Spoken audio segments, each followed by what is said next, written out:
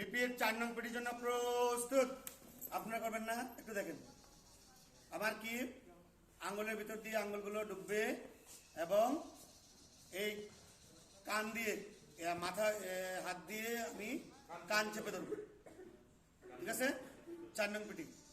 এখন 4 নং পিটি ঘড়ির কাঁটা আমরা বলি, মনে রাখার জন্য কি ঘড়ির কাঁটা। এটা আমার কাঁটা, এটা ঘুরবে ডান দিক থেকে।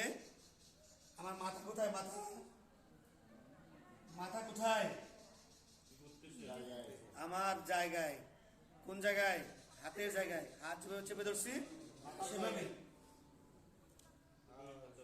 2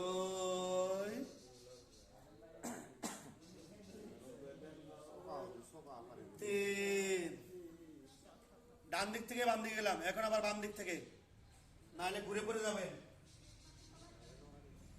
1 2 3 যেমন ছিলে আমরা ডান দিক থেকে 3 বার এবং